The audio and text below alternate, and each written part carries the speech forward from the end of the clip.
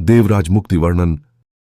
सूत जी ने कहा, जो मनुष्य पार दुराचार कामादिक से डूतरे हुए हैं वे भी इसके द्वारा शुद्ध हो जाएंगे।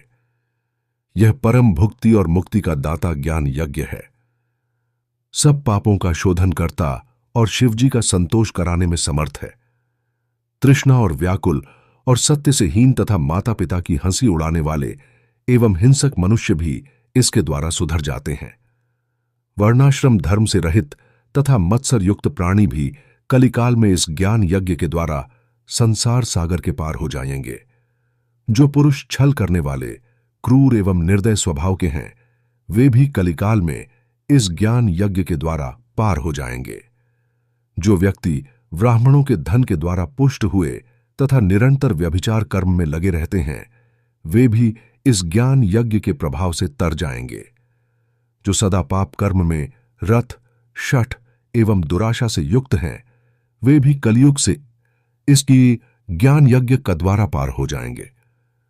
मलिन एवं बुरी बुद्धि वाले अशांत तथा देवताओं के द्रव्य को हड़पने वाले मनुष्य भी कलयुग में इस ज्ञान यज्ञ के द्वारा पार हो जाएंगे।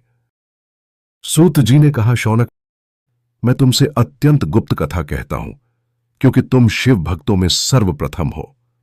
समुद्र के निकट एक देश में बाष्कल नामक ग्राम था।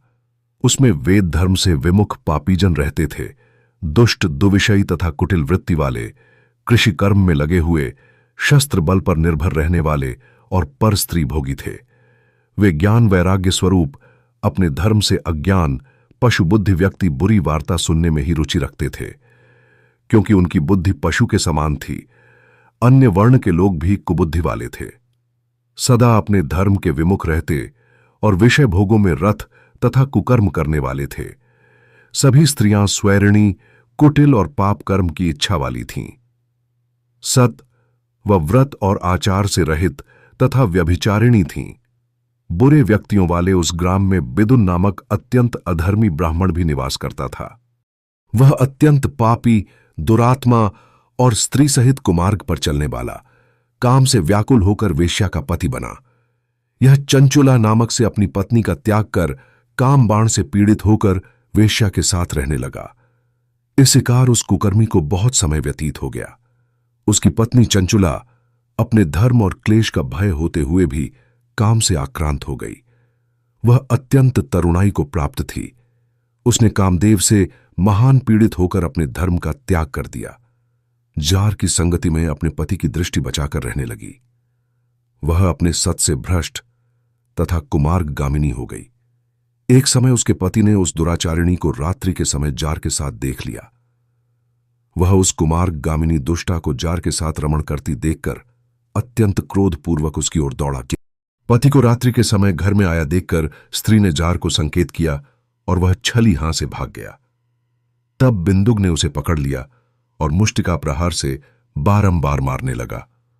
अपने पति के द्वारा पिटी हुई चंचुला क्रोध व भय रहित होती हुई इस प्रकार कहने लगी। चंचुला बोली, आप जो नित्य प्रति वेश्या के प्रेम में फंसे रहते हो और मैं नित्य प्रति तुम्हारी सेवा करती हूं, तुम मेरा त्याग करते हो। बताओ, जो सौंदर्यमयी काम से व्याकुल है उसकी पति से रमण करने के बिना क्या गति होगी। मैं अत्यंत रूपवती, नव यौवन से युक्त तथा काम से व्याकुल हूं। तुम्हारे साथ रमण किए बिना मैं काम का संताप किस प्रकार सहन कर सकती हूं। सूत जी ने कहा, चंचुला के ऐसा कहने पर ब्राह्मणों में नीच एवं अपने धर्म से हीन मति वाले पापी बिंदुक ने उससे कहा, हे काम से व्याकुल चित्त वाली, मैं हित की बात कहता हूं। उसे भय छोड़कर सुनो। तुम निर्भय मन से जार के साथ समागम करो, परंतु उसे प्रसन्न करके धन भी तो प्राप्त करो और उस संपूर्ण धन को मुझे वेश्या के साथ गमन करने वाले अपने पति को दे दे। इस कार्य में मेरा और तेरा दोनों का ही स्वार्थ निहित है। सूत जी ने कहा। अपने पति की बात सुनकर चंचुला ने कहा, बहुत अच्छा।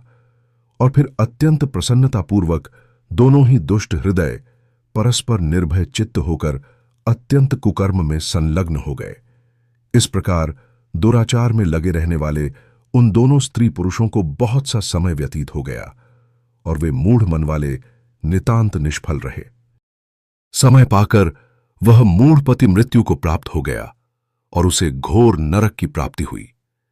बहुत काल तक नरक भोगकर वह मूढ़ बड़ा भयंकर एवं महापापी पिशाच होकर विंध्या पर्वत में रहने लगा। जब उस दुराचारी की मृत्यु हो गई तब वह चंचुला पुत्रों के साथ बहुत समय तक अपने गृह में निवास करती रही। वह जारों के साथ निरंतर संपर्क बनाए रही, परंतु काम से सुख मानने वाली उस स्त्री का यौवन कुछ कुछ व्यतीत हो गया। दैव योग से एक समय पुण्य पर्व के आने पर वह नारी अपने बांधों के साथ गोकर्ण क्षेत्र में जा पहुंची। प्रसंगवश उसने किसी एक तीर्थ के जल में स्नान किया और बंधुजनों के साथ इस क्षेत्र में भ्रमण करने लगी। वहां किसी देवालय में किसी पंडित के मुख से उसने शिव पुराण की कथा श्रवण की कि जो नारी जार के साथ रमण करती है उसे यमदूत नरक में ले जाते और उसके यौन स्थान में लोहे का बना मुसल प्रविष्ट करते हैं। इस प्रकार वैराग्य की वृद्धि करने वाली पुराण कथा को सुनकर चंचुला अत्यंत भय से उद्विग्न होकर कांपने लगी। जब कथा पूरी हो गई और सभी श्रोता वहां से चले गए तब चंचुला वैराग्य वर्णन वह भयभीत उस कथावाचक से एकांत में प्रश्न करने लगी। चंचुला ने पूछा, है ब्राह्मण, आप मुझे असत वृत्तकाली श्री समझकर मेरा वृत्तांत सुने और अत्यंत कृपापूर्वक मेरा उद्धार करें। मेरा चरित्र अत्यंत घृणित है। मुझ मूर्खा ने अपना यौवन अज्ञान के कारण व्यभिचार में व्यतीत कर डाला। मैं उस समय मदांध हो चुकी थी। आपके वैराग्य रस से परिपूर्ण वचन सुनकर मैं अत्यंत भयभीत हो उठी हूं और मेरा हृदय कंपायमान हो रहा है। मैं काम से भ्रमित चित्त हुई मूढ़ बुद्धि वाली स्त्री हूं। मुझे धिक्कार है जो मैंने अपने धर्म से विमुख होकर निदित कुधर्म को प्राप्त किया है, जो मैं स्वल्प सुख के आकर्षण में अपने कार्य को नष्ट कर देने वाले अत्यंत कष्टकारी घोर दुष्कर्म में प्रवत्तम हो गई।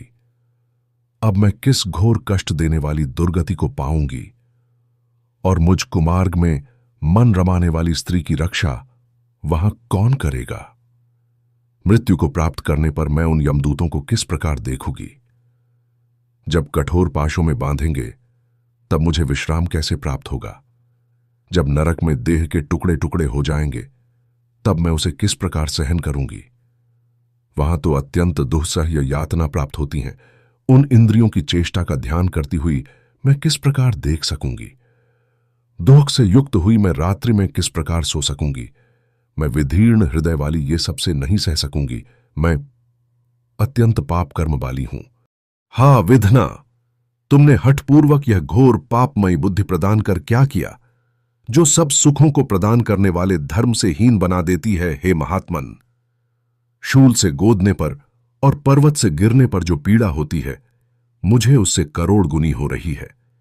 100 अश्वमेघ यज्ञ कर लेने पर तथा 100 वर्ष तक निरंतर गंगा स्नान करने पर भी मेरे घोर पाप का शोधन नहीं हो सकता। मैं क्या करूं? कहां जाऊं? किसकी शरण में पहुंचूं? मुझ नरक सागर में गिरी हुई स्त्री की रक्षा करने में इस लोक में समर्थ कौन है?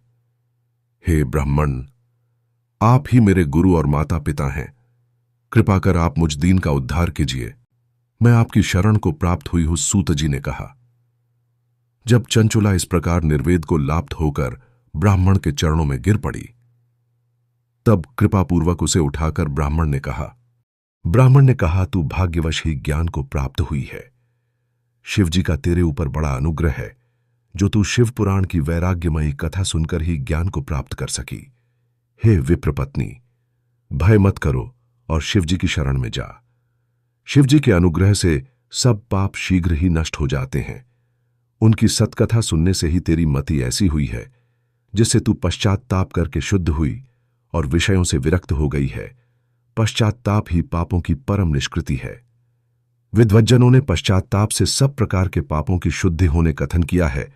पश्चात्ताप करने से जिसके पापों का शोधन न हो उसे प्रायश्चित करना चाहिए। विद्वानों ने इससे सब पापों का शोधन होना कहा है। विधिपूर्वक अनेक प्रकार के प्रायश्चित करने पर भी मनुष्य भयभीत नहीं हो पाता, परंतु पश्चाताप करने वाले को सुगति की प्राप्ति होती है। इसके सुनने से जैसी चित्त शुद्धि है वैसी अन्य उपायों से नहीं।